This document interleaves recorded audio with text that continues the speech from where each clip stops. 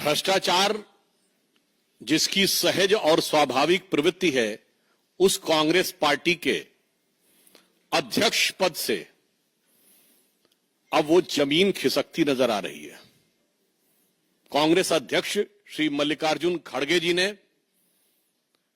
गंभीर रूप से उनके ट्रस्ट और उनके परिवार के द्वारा संचालित ट्रस्ट पर आक्षेप लगने के बाद आवंटित भूमि को लौटाने का जो निर्णय लिया है, ये इससे पूर्व कर्नाटक के मुख्यमंत्री श्री सिद्धारमैया जी ने यही किया था।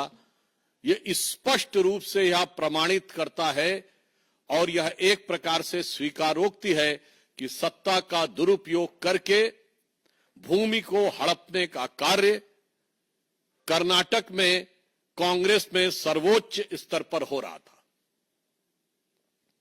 इतना ही नहीं है, मुख्यमंत्री पहले इसमें संलिप्त रह चुके हैं। 2015 में उप मुख्यमंत्री डीके शिवकुमार जी की ऊपर लैंड ग्रैब का केस लग चुका है, जो कि बंगलौर डेवलपमेंट अथॉरिटी के द्वारा 1986 में आवंटित भूमि के समय से चल रहा था। उसके आधार पर था मूडा स्कैम, जो मैसूर अर्बन डेवलपमेंट अथॉरिटी का स्कैम, जिसमें चीफ मिनिस्टर साहब उनके इन्वॉल्व थे। फिर Karnataka industrial ADB land grab, जिसमें कि खड़गे जी की फैमिली के लोग इन्वॉल्व थे। और इतना ही नहीं है, इससे पूर्व कांग्रेस के मुख्यमंत्री रहे कमलनाथ जी का नाम आ चुका है। तो राजस्थान में मुख्यमंत्री रहे अशोक गहलोत जी का नाम बीकानेर के लैंड स्कैम में आ चुका है। तो भूपेश बघेल जी के पास आ चुका है। अर्थात मुख्यमंत्री हो, उप मुख्यमंत्री हो अथवा राष्ट्रीय अध्यक्ष हो। और फिर इतना ही नहीं, आप सबको याद होगा वो नेशनल हेराल्ड केस, जिसमें सोनिया गांधी जी और राहुल गांधी जी के ऊपर आक्षेप है। और यह भी याद करिएगा कि वो केस हमारे जमाने में नहीं शुरू हुआ। अक्टूबर 2013 में दिल्ली हाई कोर्ट के निर्देश पर वो केस दर्ज किया गया था। इससे बहुत साफ हो जाता है कि कांग्रेस में सारा शीर्ष नेतृत्व, किसी भी राज्य का मुख्यमंत्री हो, कोई भी उप मुख्यमंत्री हो, उनके पूर्व राष्ट्रीय अध्यक्ष हो, वर्तमान राष्ट्रीय अध्यक्ष हो, और चिरयुवा नेता हो या बुजुर्ग नेता हो, सब एक दृष्टि में समान है कि गरीब की भूमि कैसे हड़पनी है। सब भ्रष्टाचार में, भूमि हड़पने के आंदोलन में बहुत समान रूप से संलिप्त हैं। कभी कभी मुझे लगता है कि एक वो कांग्रेस पार्टी थी जो महात्मा गांधी के आदर्शों से प्रेरित थी और आचार्य विनोबा भावे जी ने भूदान आंदोलन चलाया था। आज राहुल गांधी जी और सोनिया गांधी जी के विचारों से प्रेरित एक कांग्रेस पार्टी है जो भू हड़प आंदोलन चला रही है।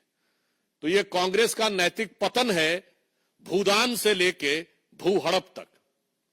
और इतना ही नहीं, आपको ध्यान हो, सर्वोच्च स्तर तक, मतलब आज वहां चीफ मिनिस्टर और राष्ट्रीय अध्यक्ष अगर इन्वॉल्व, आप कल्पना करिए कि किसी दूसरी पार्टी के या हमारी पार्टी के किसी इस स्तर के नेता पे आरोप लग गया होता तो उसके बाद किस ढंग का वितंडावाद मचाया गया होता। और आज जिस प्रकार की चुप्पी कांग्रेस पार्टी ने और इंडी गठबंधन के सारे दलों ने साध रखी है, उसके ऊपर हमारा उनसे सीधा सवाल है। और यह साफ दर्शाता है कि जनता की गाढ़ी कमाई से बनी हुई सरकारी संपत्तियों को हड़पने में ये सब एक दूसरे से मिले हुए हैं और सब एक दूसरे को मौन समर्थन दे रहे हैं। नेशनल हेराल्ड केस में आप सबको याद होगा, कभी आपने सुना है कि कोई ऐसी कंपनी जिसमें सैकड़ों करोड़ की, मतलब 2000 से लेकर 3000 करोड़ तक की संपत्ति हो और वो 90 करोड़ की देनदारी में बिक जाए? और वो भी जबकि 3 अखबार उसके थे। आप सब पत्रकार हैं, मैं कहना चाहता हूं 3 अखबार, नेशनल हेराल्ड, हिंदी में नवजीवन और उर्दू में कौमी आवाज। 10 साल इनकी सरकार रही, ज्यादा नहीं, केवल 1-1 करोड़ का विज्ञापन देते रहते तीनों अखबारों को, तो 10 साल में कर्जा उतर जाता 90 करोड़ का। राजीव गांधी फाउंडेशन को 150 करोड़ मिल सकते थे, मगर इनके अनुसार स्वतंत्रता आंदोलन का संचालन करने वाले नेशनल हेराल्ड की सोसाइटी को सरकारी विज्ञापन और सरकारी अनुदान नहीं मिल सकता था, वो 90 करोड़ में बिकना था। तो जो प्रवृत्ति राहुल जी और सोनिया जी में दिख रही थी, वही मल्लिकार्जुन खड़गे जी में दिख रही है, वही सिद्धारमैया जी में दिख रही है, वही डीके शिव कुमार जी में दिख रही है। और इस विषय के ऊपर हमारे कर्नाटक की तरफ से भी ये विषय कई बार उठाया गया, और ये मामला इतना आसान नहीं है। हमारे मेंबर ऑफ पार्लियामेंट लहर सिंह सुरैया जी ने इस विषय को टेकअप भी किया हुआ है, और वहां पर सीएजी ने जो अपनी रिपोर्ट में पॉइंट आउट किया 2017 से, उसमें लिखा है to ask the committee to fix the responsibility for violating the guidelines of the court order and suggest the appropriate course of action against the defaulting officials for the deletion of the land under category A. इसका अर्थ क्या हुआ कि यदि आज Congress party के नेता सिद्धारमैया जी हों या खड़गे जी हों, वो जमीन वापस कर रहे हैं, तो कोई जमीर नहीं जागा है जो जमीन वापस कर रहे हैं। अदालत की कार्रवाई से में होने वाली जलालत से बचने के लिए वो जमीन वापस कर रहे हैं। और मैं राहुल गांधी जी से पूछना चाहता हूं कि आप तो कहते थे कि आपकी मोहब्बत की दुकान है, ऐसा प्रतीत होता है कि ये मोहब्बत की दुकान तो किसी भूमाफिया प्रॉपर्टी डीलर की दुकान नजर आ रही है, जहां दूसरों की प्रॉपर्टी हड़पी जाती है, जनता की प्रॉपर्टी हड़पी जाती है, और उसके बाद उसको अपने चहेते लोगों को अनुदान दे दिया जाता है। तो मेरा राहुल गांधी जी से साफ सवाल है कि आपकी मोहब्बत की दुकान ये इलीगल प्रॉपर्टी डीलर की दुकान में कैसे तब्दील हो गई मेरे भाई? अभी तक तो उसमें नफरती सामान मिलते थे, जहर बुझे सामान मिलते थे, अब ये इलीगल प्रॉपर्टी की दुकान भी हो गई।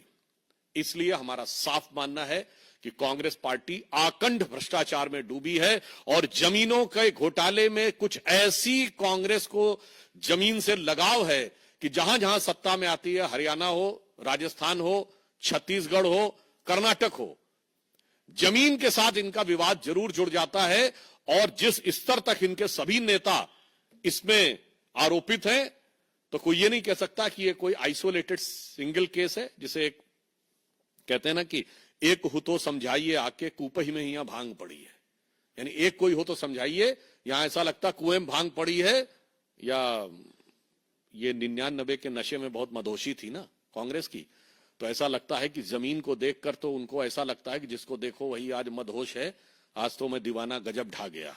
तो जब से वो दीवाना बने हैं जो जोश के साथ 99 के खुमार के साथ, तब से वो गजब ढा रहे हैं, और जनता पे कितना गजब और कहर ढाया जा रहा है वो हमारा साफ है। इसलिए हम कांग्रेस से सवाल करना चाहते हैं कि आप बताइए कि नैतिकता के आधार पे जिन लोगों ने जमीन वापस कर दी, क्या उन्हें इस्तीफा नहीं देना चाहिए? जब आपने स्वीकार कर लिया कि यह जमीन गलत आवंटित थी, और वह भी सीएजी की रिपोर्ट और कई कोर्ट की प्रक्रियाओं के शुरू होने के बाद, राज्यपाल के द्वारा परमिशन मिलने के बाद, तो कांग्रेस अध्यक्ष, कांग्रेस के मुख्यमंत्री और राहुल जी और सोनिया जी से मैं पूछना चाहता हूं कि सिर्फ जमीन वापस करने से काम नहीं चलेगा। ये बताइए कि अगर जमीन वापसी की है तो क्या नैतिक आधार पर आपको इस्तीफा नहीं देना चाहिए? धन्यवाद।